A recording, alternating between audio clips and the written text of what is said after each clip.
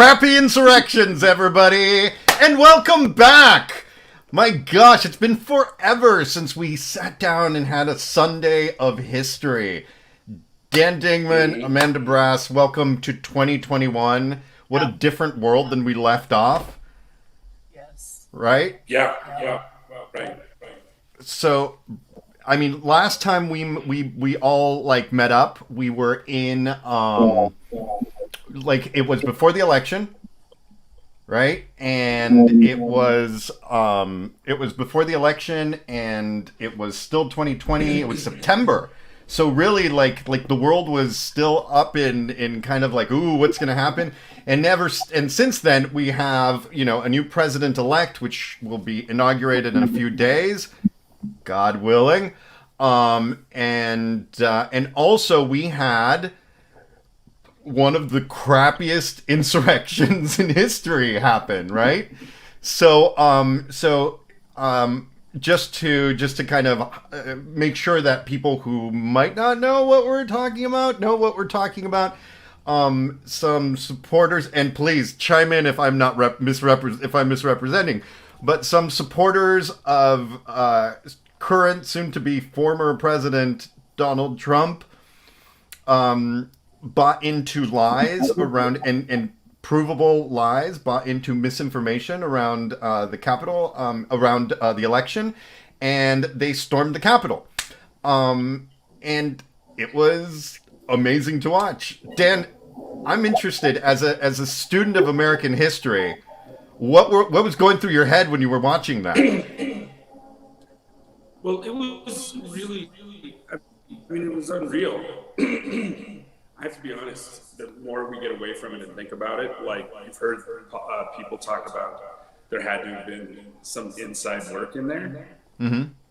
And then that video came out of that lady with the bullhorn, describing the office. It's a super confusing building. I mean, I've taken you there. You've seen it.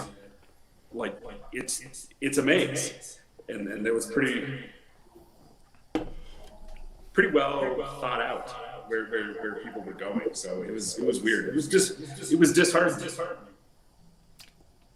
Brassy, any thoughts on your end?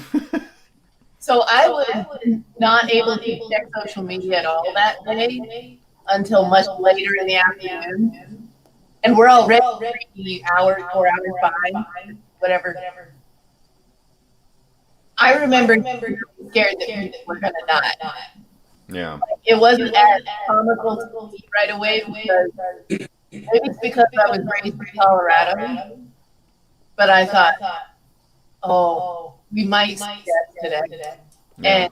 And I wasn't sure how we're going to cope with that. Stress and trauma on top of cleaning the house and making room for new. I was really. Yeah. And it turns out I was right to be concerned. Because the girl from Colorado is at the bottom of it. Brass, your audio is just a little weird. I'm gonna Okay. All right. forgot. No worries. So it was really weird. But what's interesting is, and something that we've dealt with before, is that these moments, they don't exist in a vacuum, right? I know people who have never been, I had never lived through a moment of sustained civic unrest like we did this last summer, right? We saw the longest riots and protests in American history over the summer with the BLM protests. And I remember people being freaked out about it, and I said, well, the truth is the MLK protests after MLK was murdered, those lasted 50 days, right? And we've seen periods of sustained civic unrest, and I think there's a difference between civic unrest and what we saw at the Capitol. So Dan, do you want to kind of tell us what's the difference between the BLM protests and maybe even what happened? What's the difference between the attacks on federal buildings in say Portland, right, by say unknown groups, versus the attack on the Capitol? What would you say is the biggest difference there? Well, the sustained the sustained unrest seems to, I guess, build, and it has like I don't, you and I were talking about, I don't understand what the capital event was. Like it was this weird flash thing, and then everyone. It was the worst flash mob ever. I guess you could argue that, right? Like they weren't singing Les Mis in the mall. Right. Well, so I think for. Oh, sorry. Go ahead. No, I think that when you have like an actual rebellion, there's grievances, and as we said, it's sustained. What was so weird about this is you hear on the news that they have all this chatter on the internet, but it's not sustained. It was very rarely do you see just like these one events, these one-off. It's a one-off event. It's very bizarre, and they all went home that night. Yeah. It's well, because it feels a little bit, and I think we're going to see this in a couple of the things that we're going to talk about today. But I feel like in like when we talked about the Irish Rebellion, right, of the 1916 rebellion, we talked about like generating excitement, and then everybody's just like, oh, this is a lot more complicated than we thought. And I think that the idea of, oh, we're in over our heads is really common in this idea of like revolution, especially when you're kind of in an echo chamber and you and your friends are really convinced that the wind is at your back. And then suddenly you get into practicing the reality of what you're like into, and it just doesn't match up with what you hoped. And I think 1916 was a great example of that. But I think one of the things that struck me about 1916, and we'll discuss this as we go, as we get further into this. But I think one of the things that struck me the most about the 1916 rebellion and these things is that what we consider a failed or successful insurrection shouldn't necessarily be defined by the moment, by the flashpoint moment, but really like how it changes the society afterwards, right? So we all agreed, I think, then, that when the 1916 Irish Rebellion happened, it was poorly planned. It was really sad. A lot of things went wrong. People kind of were half-assed about it, and a lot of like good people died for like a cause that would ultimately win out. And so the question was like, was it a failed rebellion, or was it a failed insurrection if ultimately they achieved their goals? And my response to that is that it's a little bit hazy, right? Like I think that we could consider 1916 to be somewhat of a success, even though it wasn't an immediate success. And I think as we kind of go through these different things, it's important to see like what the linchpin moment is as to whether or not these different things were successful. And yeah, so with that, let's just roll straight in to Brass. You are bringing before us one of the most like iconic, like cinematic rebellions in history, right? Like people talked about this through the ages. People made movies about this through the ages. There's a TV series about this. It never ceases to capture you. And not just that, but like, let's face it, one of the greatest film scripts in history. Brass, what are we talking about? Spartacus. I'm so scared to use this mic. Is it loud? No, it's great. Okay. Yeah, it's almost too good of a mic. No, it's amazing. It's great. It works well. So Spartacus, the Spartacus Rebellion. Here we go. Talk us through it, Brassy. What happened? Well, As opposed to the insurrection that we witnessed a few days ago, this was about human rights. This was about slaves, and that's a harsh word, but it was about slaves which wished to overthrow the Romans. Or no, Right. they were Romans. Brass, give everybody your caveat. What's going on in your life today? Oh, I have food poisoning. Okay, so I just want to make sure, that nobody faults you for some sluggishness, and it's all right. Just keep it going. Everything is on my computer, and then suddenly I can't read anything on my computer. Oh yeah, no, that's how it goes. A watched computer never loads. Okay, so I'm gonna roll. I love the names that I'm running across here. Seneca, brilliant writer, but we don't want to be on the Roman side today. Right. We opposed. This is the good guys were not the Romans. No. So it was a slave rebellion, right? Yeah. Or also referred to as a servile rebellion, which I think is interesting. Right. Says Rome's first response here. I don't know what that means. What I would love to hear what you guys think about it, because I've never seen the movie. Oh my gosh! All right, Dan, do you want to give us a little insight into the Spartacus rebellion? Well, wasn't it also called the Gladiators Rebellion? That's right. Yeah. So it was servants or slaves, and they were done. Yeah. Most sort of slave rebellions, you can see the fire that lit it. So and Spartacus was a gladiator, right? Correct. And he sort of led this uprising, but it wasn't just like a little thing. Like it went on, and like it required the entire Roman Empire to like respond. So it was a huge thing, and then and then they made a movie about it. Yes, they did. That was much later, though. That was much later. Yeah. So Brass.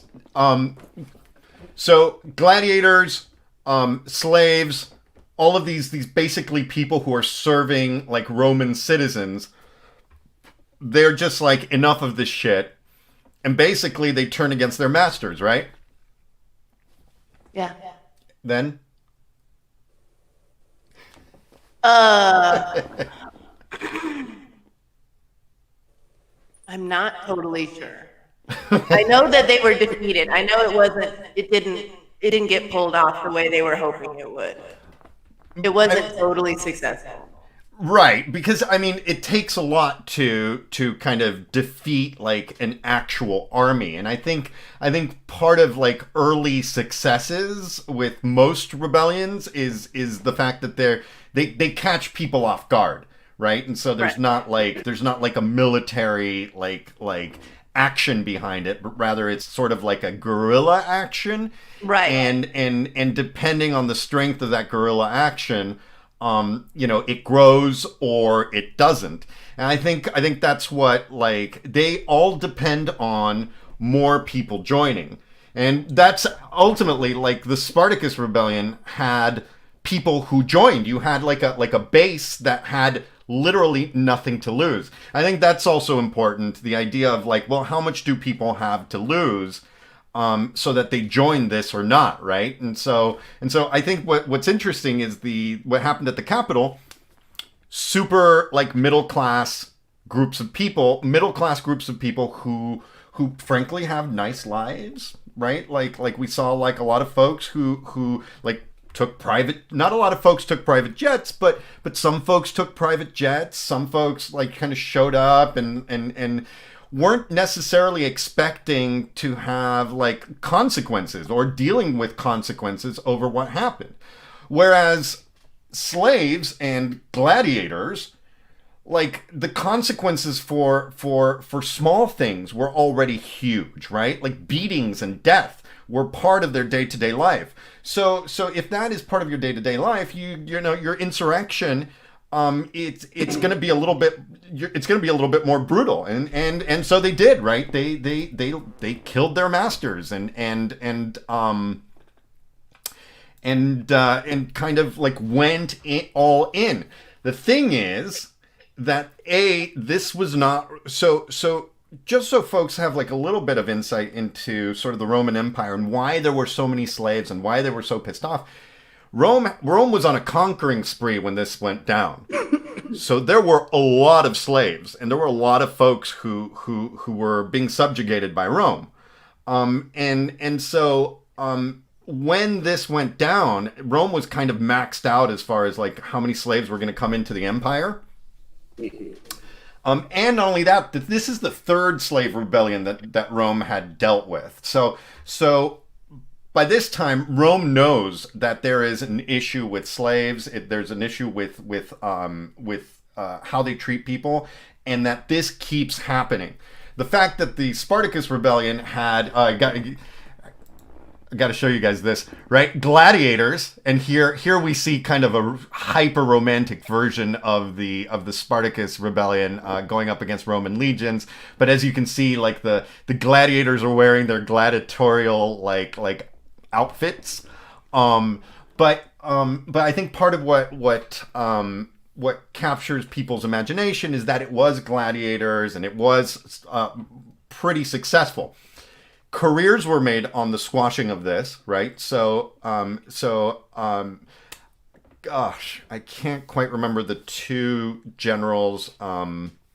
Pompey, I think Magnus was one of the ones that kind of made their name on this. But basically, the Spartacus rebellion set everything up for Julius Caesar and the establishment of the Roman Empire.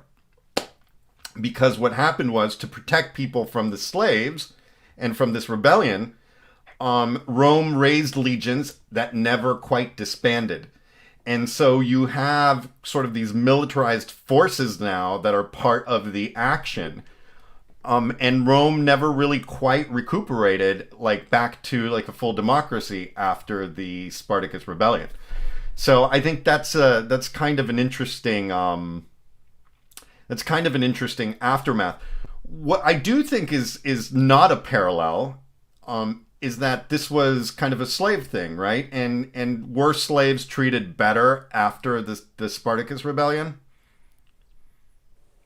So doubtful. Yeah, I don't know that that's necessarily true. I mean, there's ways of thinking about this, right? That Rome was kind of already on the route of like slowing down dependence on slavery because they weren't conquering as many places, and so it wasn't as important. And so, you know, there's arguments to be made, but I think ultimately nothing says how much how poorly Rome thought about its slaves and this rebellion than ultimately the aftermath. So how is right now we're seeing, you know, folks being hauled off to jail by the FBI, like being picked up, and their grandma's getting upset, and you know, all of these random things. But Brass, do you know how this particular rebellion was punished?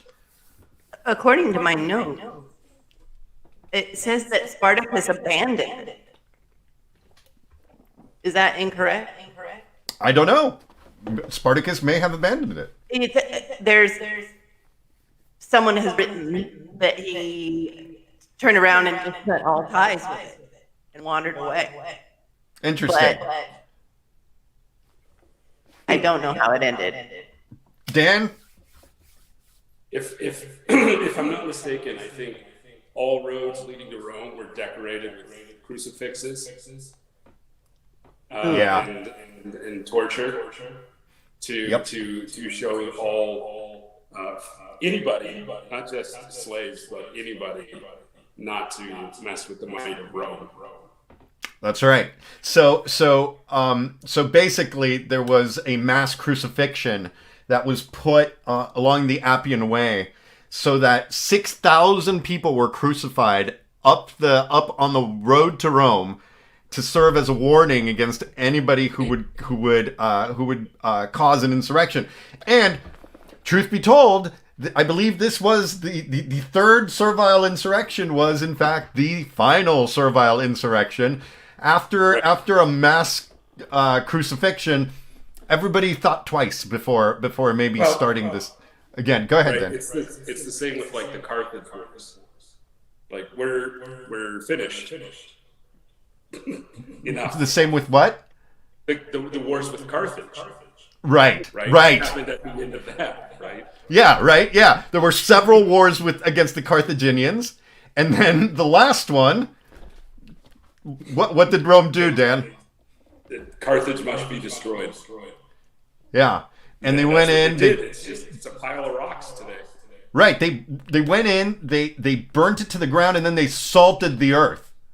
Right. Right. So that nothing would ever grow there again. Done. Done. And so here's a clip from Spartacus, so that we can the final clip from Spartacus. And Brass, you have to watch it. It's such a good movie. I love my Kubrick. Yes. All right, and I do know that there's this famous line where everybody claims to be Spartacus, bad guy. right? Yeah. And That's all I know. and so the claiming of being Spartacus is basically what leads, and this is of course dramatic, right? But it's what leads to the mass crucifixion, right? So this is the scene. Sorry, Dan, go ahead. In the office when he's talking about Spartacus, and he goes, "Everyone said they were Spartacus. Real whodunit." Classic Michael Scott. All right, here we go. So a scene from the mass crucifixion scene from Spartacus.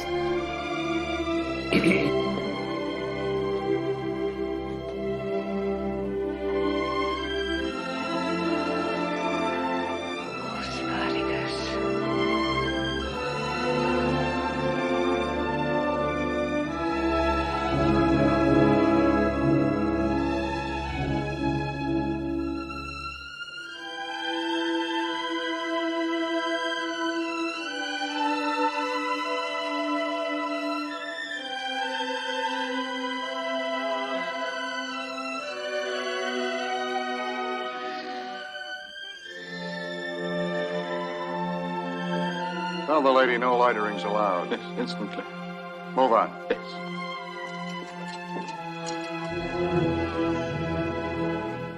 This is your son. He's free, Spartacus. Free. He's free. He's free. He'll remember you, Spartacus. Because I'll tell him who his father was and what he dreamed of. Really have mercy on us. Get in the wagon. Oh, my love, my life. Please die. Please die, my love. Oh, God, why can't you die?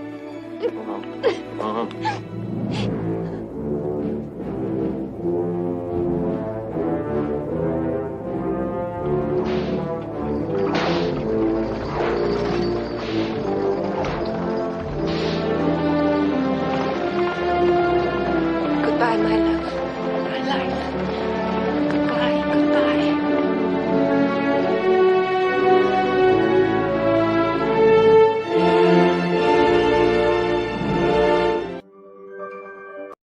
All right. So yeah. So and I mean, so there's a lot to be said for that, and I think that actually segs perfectly into our next crappy rebellion. But so let's just take for a second the juxtaposition of the child, the free child, and the sacrifice of previous generations in order for freedom to live on this offspring. Oh, Spartacus, your child will live. the reality for Roman slaves was nothing like that, right? Like it was just like, oh, you were a slave, now you're a crucified slave, and if you ever try this again, this was us being nice, right? So but the American point of view and the American the lesson that we take from the movie Spartacus is that the flame of freedom will never be extinguished, right? We are protecting the fires of freedom, and I think that is something that is in our DNA, right? This idea that a slight personal offense can be perceived as an attack on our freedoms, right? Like we saw people losing their shit because they got banned from Twitter, and they're like, my First Amendment, and you're just like, you don't understand the First Amendment, buddy. Like this is not your First Amendment, right?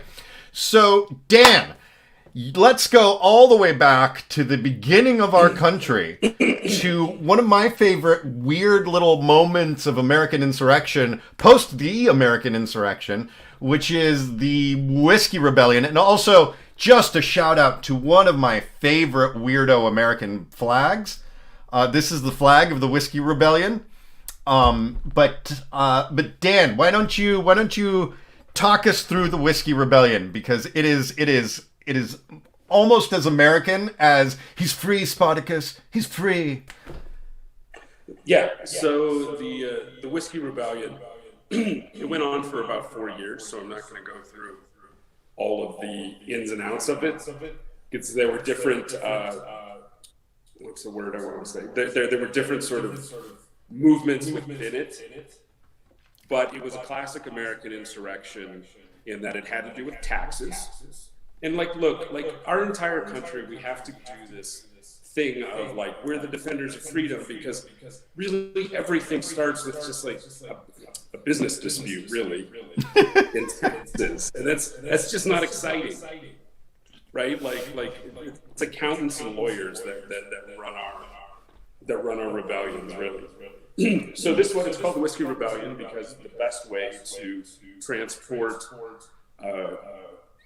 your goods, if you lived on the other side of the Appalachians, which was the frontier back in the 1790s, was to turn it into liquor and then ship the liquor, and also use the liquor as currency within your own community. Well, then there was a whiskey tax, a tax on distilled spirits, and of course that got these farmers who were relatively poor. I think they had a good argument, because they were taxing what they used as money, whereas people in the East, their money wasn't being taxed.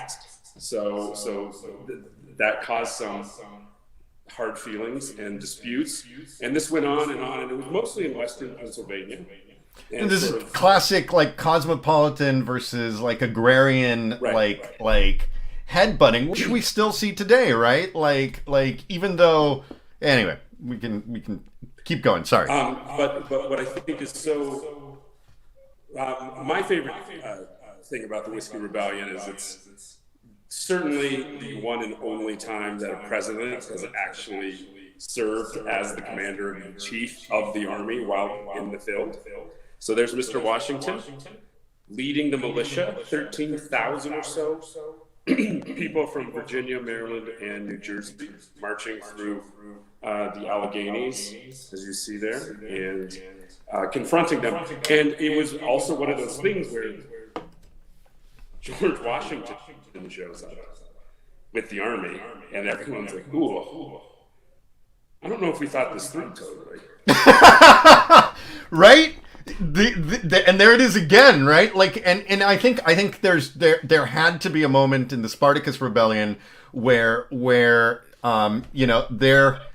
at this point, and then they get into this point, and they're like, oh, we're actually walking up against the mightiest army on the planet. Did we really think this through? And this had got to be, especially for new Americans, like George Washington. We know, we've talked about this in our North Korea episode. We talked about how deified George Washington was becoming as a leader. So you're absolutely right. I think this showing up. Imagine if you're at a protest, right? If you're at the bullshit Capitol protest, and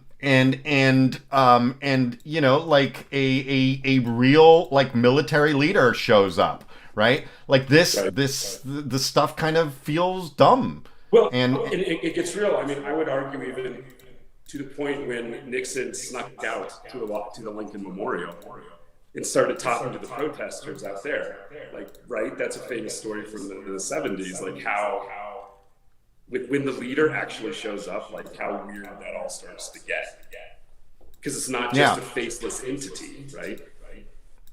Yeah, it becomes real, and I think again, like it's that separation between in this country. I always chuckle at people who laugh about revolution in this country because you know, in Mexico, for example, the Mexican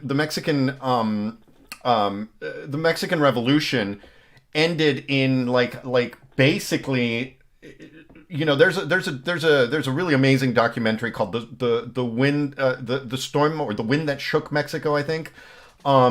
It's PBS. It's on YouTube. It's like 24 hours long. Like it's a series. You can watch it. But the final episode of that is 1968, right? Like, and you think about the Mexican Revolution starting with basically in the Victorian era.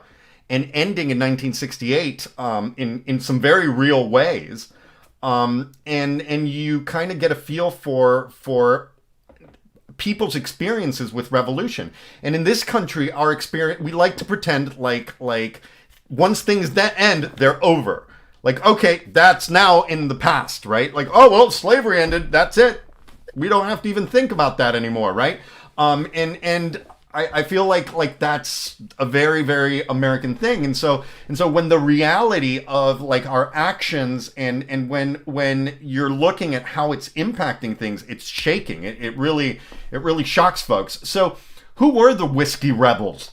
I guess is my question. Who were these people that here's a great, by the way, a great picture of the whiskey insurrection in Pennsylvania.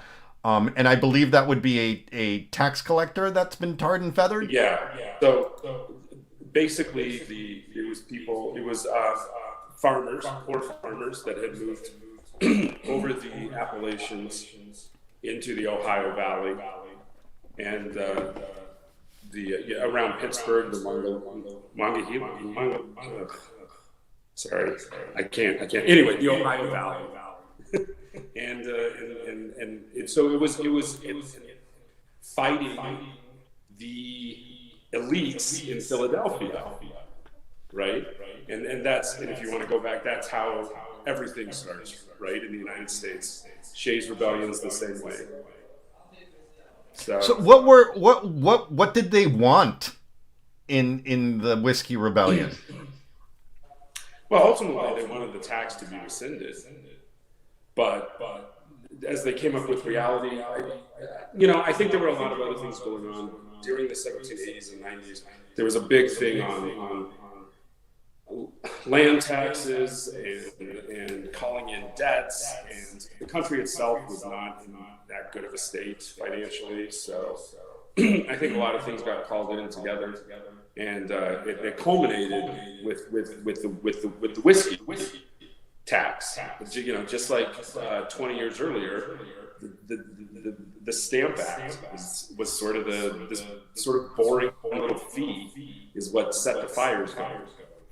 And there's always been, I think there was a talk of secession. There was everything that's classic to American rebellions. So let me ask you a question about so this is, I think this scene is pretty intense, right? Like, no tax, down with tax, and then this poor civil servant being tarred and feathered. Which, by the way, like, is there anything more horrifying than tar and feathering? Like, So here in California, if you go to the beach, sometimes you will step in tar because we live in basically like a fault line, like geothermal active zone, and sometimes tar bubbles to the top of the ground, and whatever, and sometimes you'll step in tar, and anyone who's stepped in tar knows that it is impossible to get off, just impossible to get off. Brass, have you ever stepped in tar? I have not stepped in tar, but I can tell you that it is impossible to remove it from any item of clothing. Yeah. You just need to throw it away. Yeah. But you can't throw away your skin. Right. And they added feathers to that, which is so cruel. Right. And it was hot tar, right? So they would put hot tar on them. So it wasn't just like this sort of way to embarrass people. There's a high probability of dying. In that the tar is hot, so you're probably going to get up to 2nd to 3rd degree burns. And then the tar itself, your skin can asphyxiate once the tar hardens. Your skin can asphyxiate. Remember Goldfinger? Yes. So there you go. And then if you survive that process, the quills of the feathers can like stick into your skin and you can't pull them out, and so you can get infections. It's a bacterial nightmare. I mean, the John Adams miniseries has a great scene of tar and feathering that show how violent it was. Episode 1. You kind of have to be psychotic to do this to a person. It's torture. It's awful. It's Like, not I have like punked people, but I've never done anything finger like bomb that. or like a pie in the face. No, that's precisely. And It's I think, that. and again, it's like it's funny because we talk about tar and feathering, like tar and feather them, like we talk about like walk the plank, right? Or keel haul them, just things that were just like, these are terms, but the reality behind, like, go ahead, Dan. Well, go put the image back up. Notice how he's being delivered. Yeah. That's where we get the phrase "rode out of town on a rail." Oh, dang. There you go. That's being rode out of town on a rail. Dang. Yeah. So it's not only is it not very pretty, but it's extremely violent, and so it kind of makes sense that these people are kind of like a little bit out of it, and they're like down with tax again, just like this is infringing in my day-to-day enjoyments. George Washington walks in, everyone's like, oh shit. And what was ultimately the outcome of the Whiskey Rebellion? I feel like the outcome of the Whiskey Rebellion is actually kind of cool, because it did lead to some very real like historic, like it sort of led to this stronger centralized government like Hamilton kind of wanted, right? Right, and actually, the ending was most people weren't brought up on any charges. Those that were pretty lenient, and even ones that had serious charges, their executions were committed or whatever it is. I don't think anyone was executed out of the whole thing.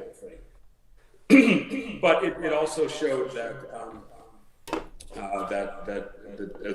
it proved that the Federalists in Hamilton right in that there needed to be stronger governance on the countryside. But it also showed that responsiveness, and it was sort of responsiveness to this continually growing nation, right? Like, we're going to be dealing with a moving frontier line for the next 200 or 150 years. So.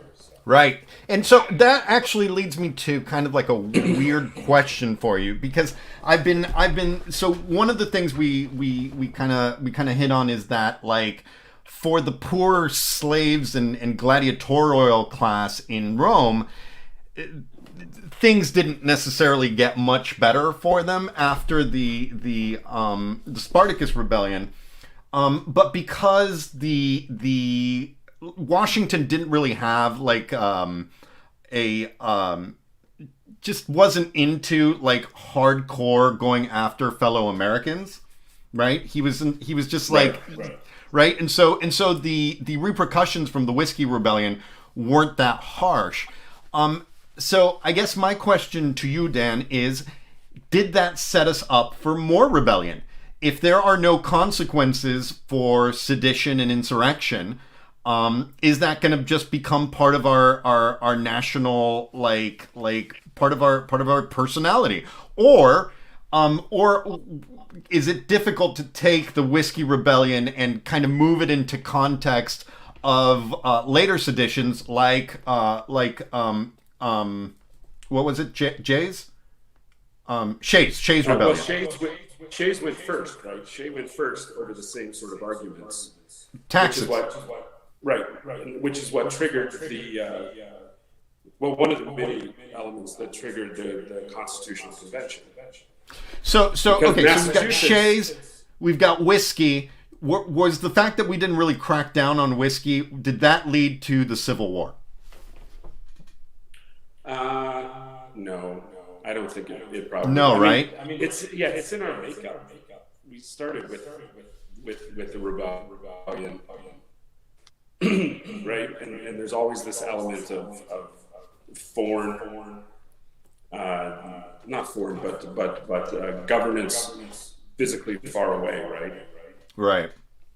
So,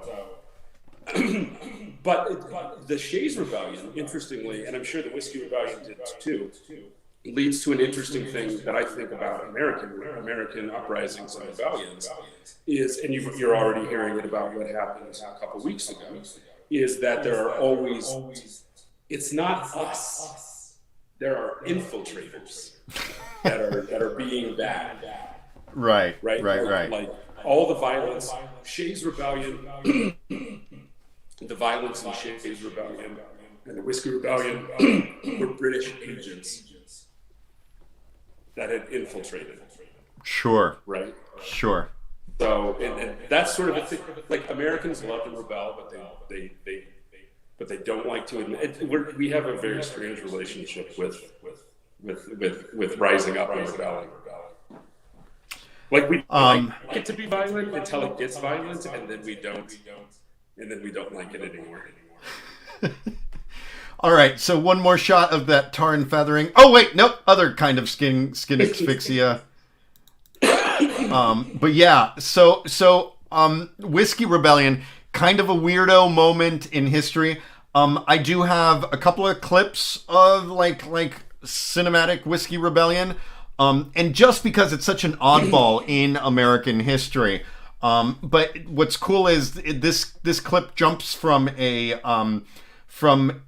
clip of Hamilton where Thomas Jefferson basically threatens with the Whiskey Rebellion, like makes a reference to it, which I think is classic Jefferson crappiness. Like, come on, Jefferson was pretty crappy.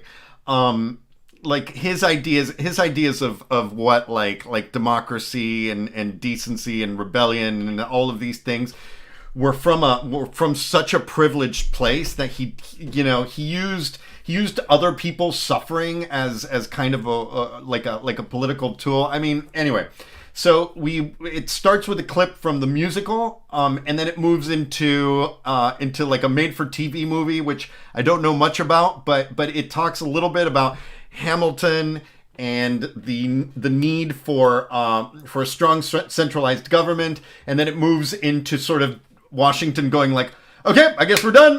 No need to think about this anymore, which is also like a hyper American like take on what was like really like the first insurrection of our like fledgling democracy. I think it's pretty amazing that Washington was just like, yeah, can we just not do this right now? And I think honestly, after experiencing last week, I totally get it. Like, I totally get the exhaustion of like, okay, we just finished the American Revolution. Can we just not do this, please? So let's watch this, and then we'll jump to. So, before we start the clips, one thing about Washington is a lot of the people that were participating in the rebellion were former Revolutionary War soldiers. And part of the issue is the United States was in a depression, and these soldiers were selling off their basically some of their pension rights to financiers in Philadelphia, Boston, New York, wherever. And these people were the people that were buying these pension rights were just breaking it in. Right. And I think, thank you for pointing that out, because this is important, right? And that is, unlike the slave rebellion, which was a true class rebellion, the role of the military in insurrections is super important, right? Because the truth is that there has never been a popular insurrection that has succeeded without the help of the eventual help of the standing military.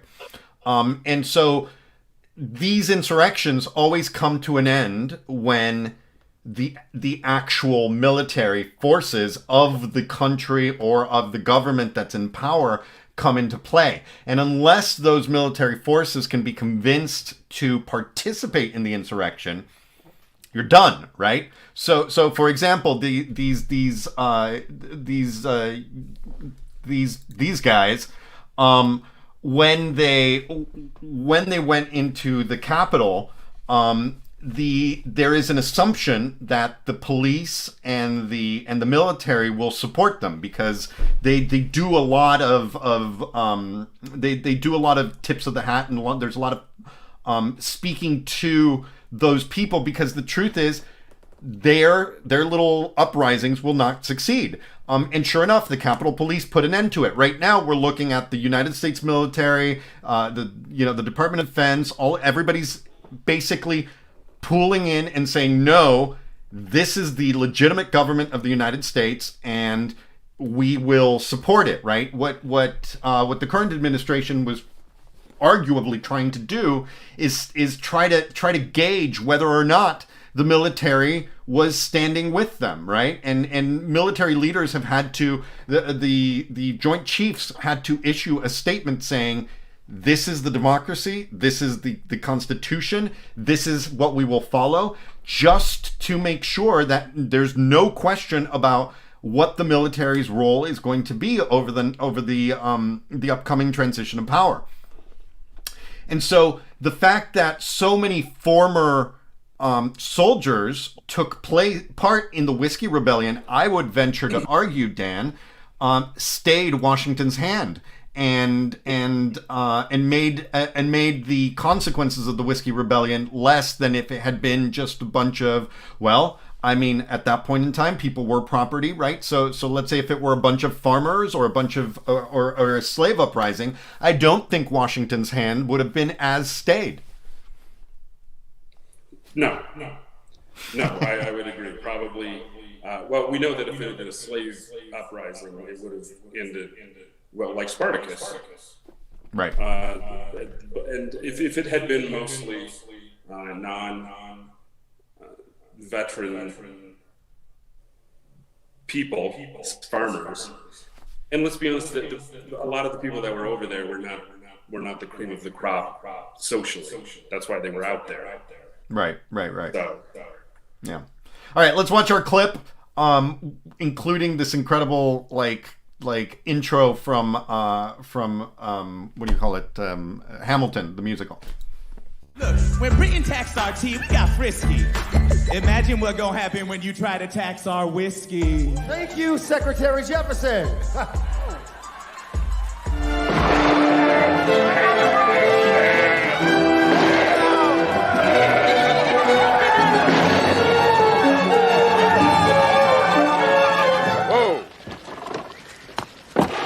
Mr. President, there's been an uprising on the Pennsylvania frontier. The farmers are in rebellion against the whiskey taxes. Who knows where it'll end? We cannot let these rebels defy us, Mr. President, or the nation will fall apart. Federal commissioners must be set empowered to grant amnesty if they stop now. But what if they refuse? I'll raise an army against them. I tell you, Mrs. Hamilton, if the president makes me second in command by sending our commissioners packing... Is that Barry Bostwick as Washington? This could be it. The conflict that will prove the need for a powerful government. Colonel Hamilton, you'll stay behind to convey my orders. But, sir... And carry out my policy of conciliation. But, sir, you're not leaving your command. Yes, I am. Lieutenant, form up the dragoons. But how can the army do without its commanding general? If there's no war, you don't need me.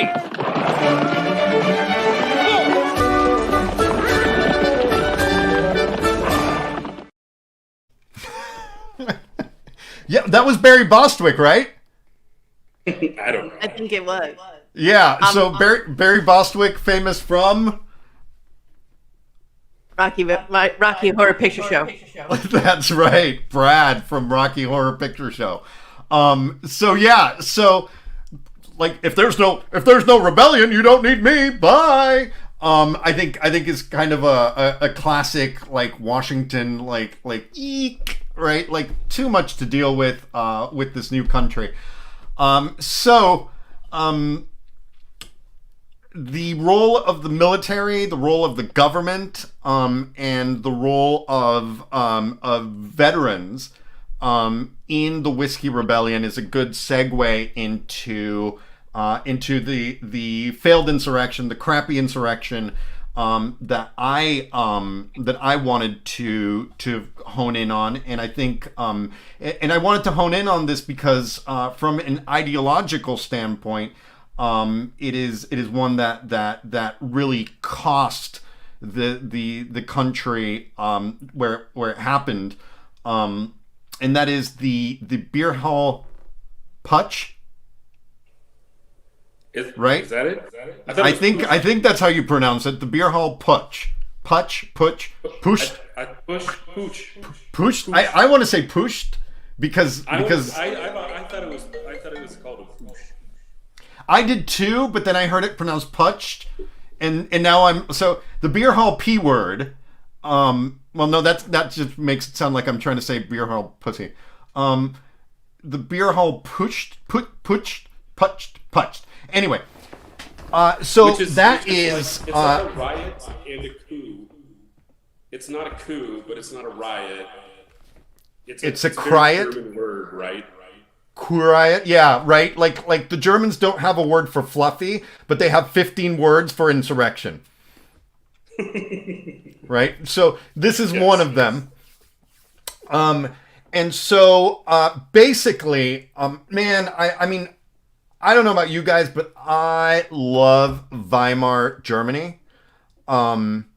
Because after there's a way that societies express freedom, like true freedom, that is like always just thrilling. And there's kind of these moments of renaissance when a society moves from like one form of government to another, right? Like there are these great moments of advance once the steady footing is gotten.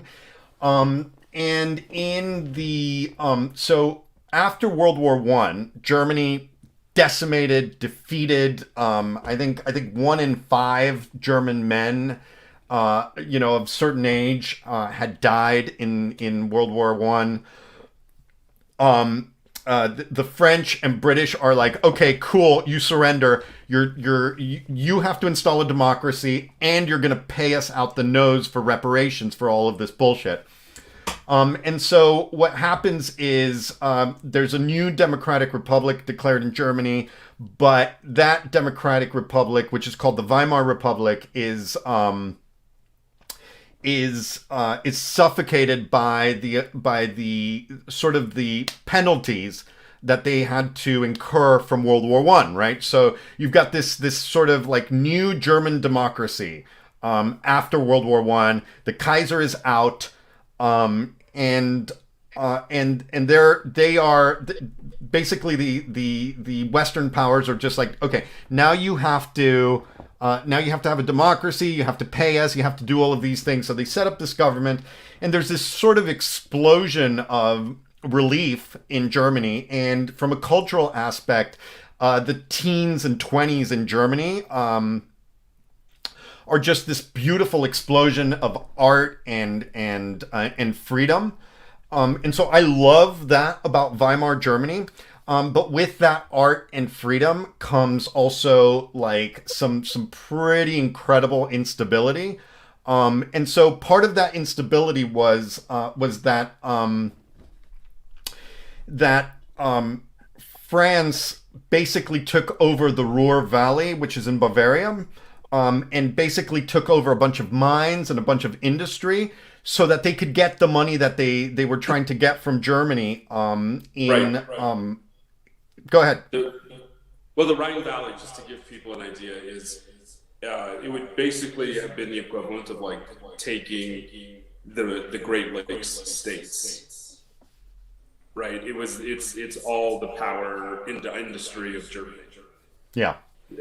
So it was a huge deal. And Pittsburgh. Right. Like all of that, like basically the Rust Belt. Right. Yeah. It's the equivalent of Canada taking that. Right. Exactly.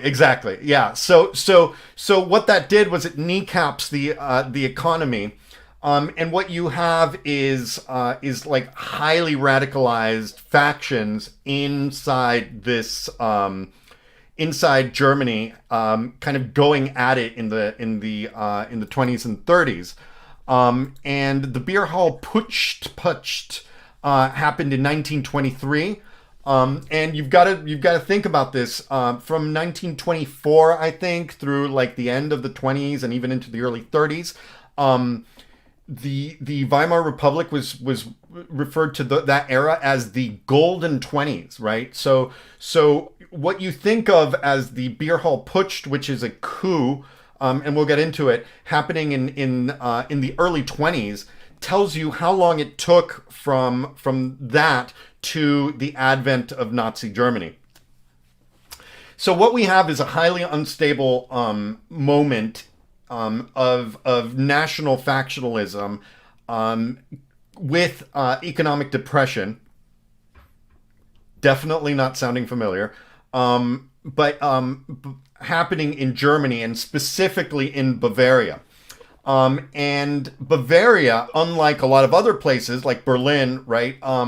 Bavaria was a hothouse of right-wing extremism.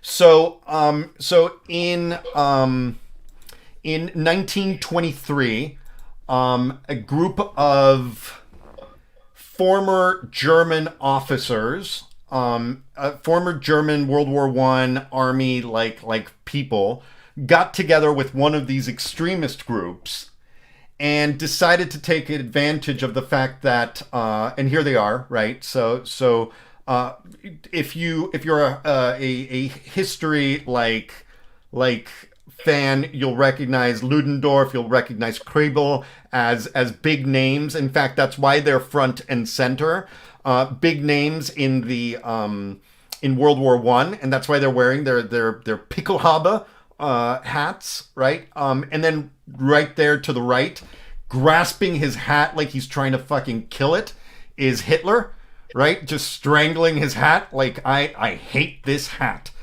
And so that group of people got together and said, okay, the government of this area, Munich and this area, Freistaat Bayern, or Bayern, sorry, the Bavarian kind of area is ripe for insurrection. So we should plan a moment where we can walk into these government buildings, and with the help of these former military guys like Ludendorff, like Krebel, Bruckner, Röhm, Wagner, all of these guys, with their help, let's seize power. Right? And I think one of the interesting things about this, like versus the like even the Irish Rebellion of 1918, which was just like what less than 10 years earlier, right? The Irish were going at this, and also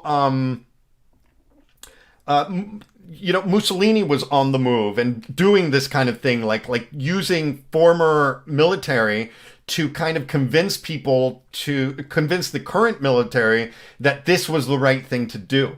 And I think this is something that separates this from the two previous. Well, yeah, in a way, from the two previous, is that central to these guys' plan was convincing the military, or assuming that the military was with them. And I have to say that bears a lot of resemblance to this, right? There was the assumption that the police and the military were on their side and would be on their side. And a little bit of shock when they weren't. And so what happened was, basically, and I don't want to get into the details of this because the details are stupid. Like as most failed insurrections go, like it's literally like a group of people with some weird ideas or wild ideas sort of get together. They create an echo chamber. They think more people are going to support them, and then it fails miserably, right? And that's exactly what happened. Oh, go ahead. And alcohol plays a huge role in all of this. It does. Yeah, it does. Right? A little bit of liquid courage. A little bit of liquid courage. So this one happened in a beer hall, which the beer hall's name was the Burger Braukeller, which is literally the beer cellar is the name of the place. So what was happening at the Burger Braukeller was that there was a government meeting, and this group, and again, I don't know what it is about fascists and looking absolutely ridiculous, but here is the group that decided. I love the little guitar, by the way. I don't recognize the guy to the left of Hitler here, or right of Hitler, depending on where you're at, but I guess to Hitler's left. But he's got a little mandolin. Hitler looks really uncomfortable in his little lederhosen. Look at him. He's just like, I hate wearing the lederhosen.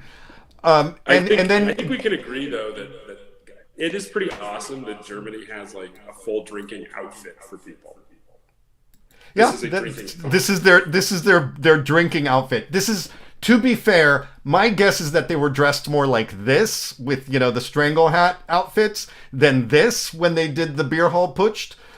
Yeah, I think if you see the pictures from the actual events, they're like... Yeah, it's more like that.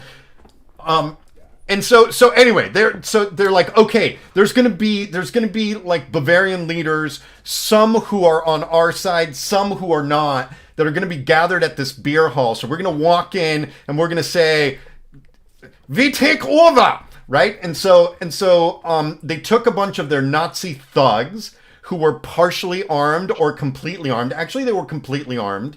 And they were former military because remember, part of Nazi ideology was pulling in from the veteran class, and that is part of fascist ideology, right? Fascists tend to really go for the former military. And I'm not sure if it's part of the fascist minimum, but anyway, so they walk in and they're like, "We are taking over." And there's a bunch of leaders, and they're like, some of them are like, "Yeah, take over," and some of them are like, "I don't know if this is such a good idea."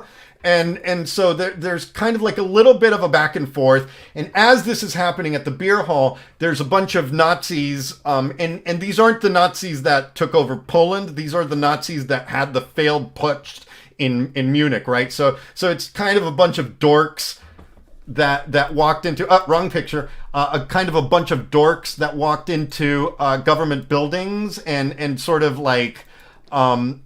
took over, or tried to.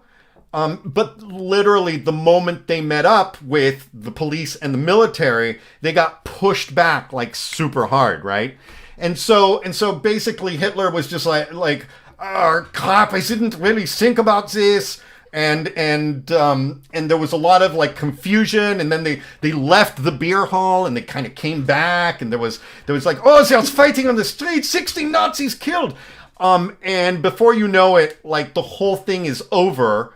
The military takes over. Everybody gets thrown in jail, except, and here's the issue, right? Like what happens is everybody gets a slap on the wrist.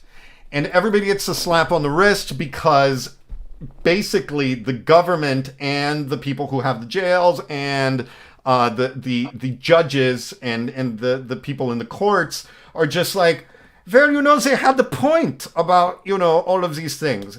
And so what happens is Hitler gets put in jail for, I want to say, all of 2 months, at which, he has fans come in and they take pictures with him and they bring him like champagne and wine while he's hanging out. And he gets to write Mein Kampf during the whole thing. And Ludendorff, they're like, Ludi, such a naughty German Nazi. All right, get out of here. No, don't do this again next time.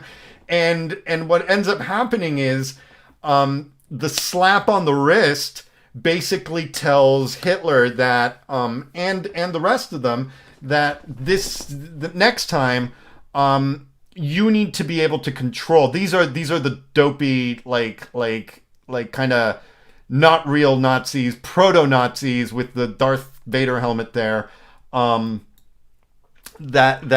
did the beer hall Putsch. And so, for me, I think the cautionary tale with these guys was more around the fact that the warning signs about what a real danger these guys might become weren't taken seriously. And in the same way that the Whiskey Rebellion, I feel made Americans feel like rebellion is part of our DNA and this is okay. Right? There wasn't a force for stability that came down hard on the Whiskey Rebellion, and I feel like that kind of led the way to we can talk secession and insurrection throughout the states, and that kind of made it easy for those conversations. Even John Brown, right, talked about a revolution and an insurrection in the U.S. And we had a series of small insurrections that led to the Civil War. And then after the Civil War, we still didn't learn our lesson. And we didn't say these guys were traitors and their treachery and sedition and insurrection should be wiped from the earth, right? Instead, we put up monuments for these people. And we said, we get where you were coming from. Instead of saying, you dangerous traitors, you will never see the light of day. This will never happen again, right? And so in that same way that in Germany, this is basically a MAGA crowd, right? There were a lot of people who were into it, but this was not a MAGA crowd. This was the 500 or so people that went into the Capitol. And I think that it is important for folks to remember that 15 years after the failed beer hall Putsch, Hitler and his overweight, goofy panted bunch of assholes put on their new stupid outfits, right? So it's really like a collection of stupid outfits here. But it put on their new outfits and 15 years later commemorated that moment and took the 6 people that are I think actually 15 Nazis that died in that and martyred them and made them into national heroes. And they took that moment and said that was the beginning of our takeover and the beginning of the Nazi rise to power, the beginning of World War II, the beginning of the Holocaust, and the beginning of all of these things that still we can all agree on, were some of the most horrific moments of the 20th century and in history. And so, for me, the cautionary tale around the beer hall Putsch is that if you don't come down hard on it, especially people who know innately that the military and the police might be on their side, that you are fomenting some real trouble there. So anyway, so that's me, like, with the beer hall Putsch as my, like, kind of like red flag. Any thoughts on that, Dan or Brassy? Like, did I get anything wrong, Dan? I don't know a whole lot about the events, but I well done. Nice job. Good way of bringing it together.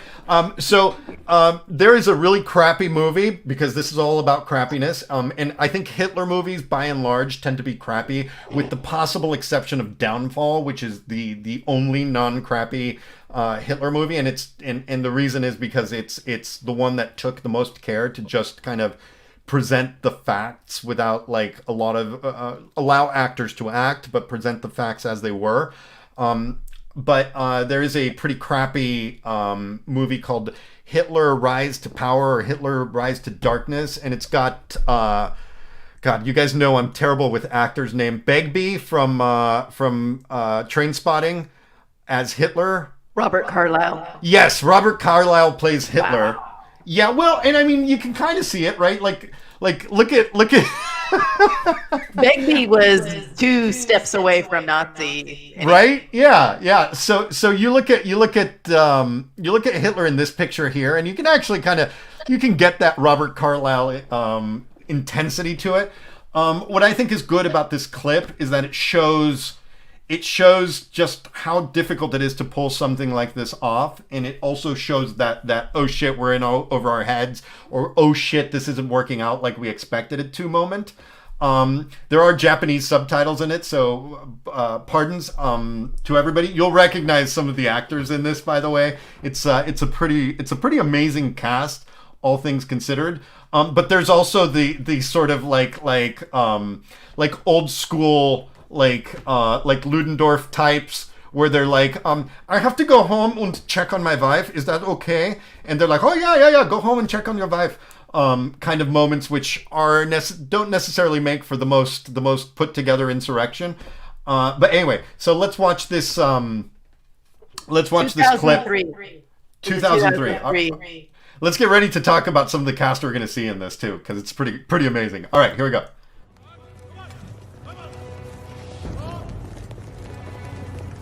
So yeah, so these are the crappy Nazis, right? Like this isn't the guys who took over Poland. These are the guys who failed here. There's an armed group heading towards the barracks.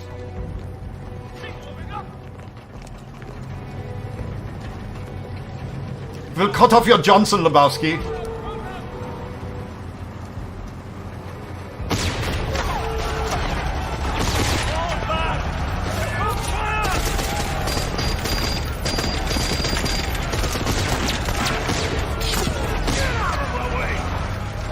They fell back. Can't believe this is happening.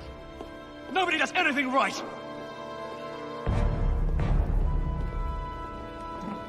Where's your conscience? Conscience. A Jewish invention, sir. Conscience. Do you mind if we visit our wives, General? They'll be worried. Of course. Mustn't worry the poor women. Mobilize the army. Now.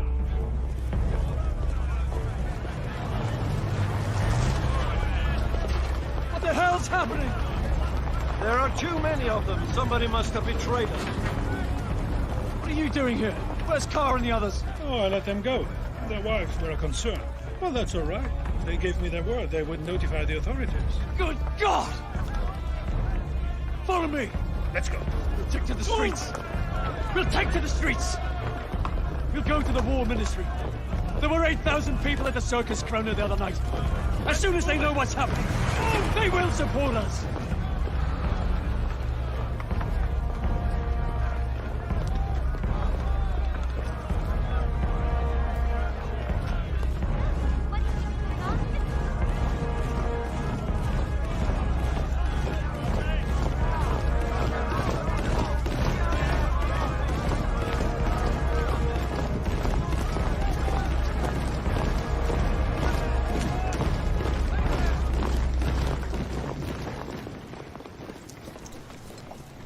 Yeah, and this is kind of the oh crap moment.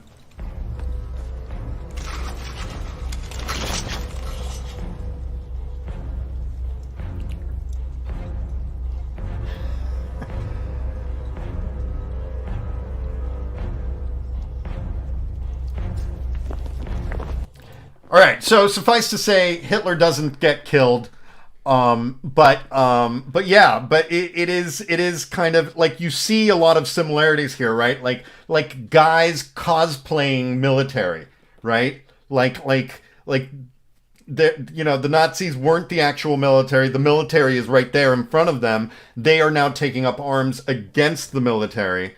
Right, and so the lesson that Hitler learned from the beer hall Putsch was I have to take over the government so I can take over the military so then I can do whatever the hell I want. Right, and I can't believe that they go up against seasoned World War I troops, right? Yeah, troops. Wow. Well, but I mean, a lot of them were like that. I mean, Hitler was a World War I veteran, right? But anyway, so Dan had to bounce, which is par for the course for this slightly creaky, but also like fun day at History Happy Hour. But anyway, just glad to be back, Brassy. Glad to see you. And any by the way, any comments on like that amazing cast, right? I was on IMDb going, you. Peter O'Toole's in this. What? Peter O'Toole is in it? Peter O'Toole is in it as a German. Yeah, nothing more off-putting than Brits playing Nazis. Like in their British accent. It kind of makes sense, right? Because British accent is inherently evil. Well, in American Hollywood, it is. Right? Yeah. Thank you, Alan Rickman. Right. Eddie Izzard did a whole bit on that. Right. About, yeah. But anyway, so we have so much more to go in this next year. Like, we planned some conversations around crappy elections as well. And there's a lot of history always happening around us. And I think context is going to be super important. So I think rather than us like trying to decipher historical events, we'll be doing a lot more of this. But until then, Brass, it was a pleasure seeing you again. Hope you feel better. Sorry about the botulism. I rolled the dice this weekend with some fresh oysters, so I came out the other side just fine though. Yeah, you did. I'm so okay. pleased. So, all right. Bye, Brassy. All right, bye.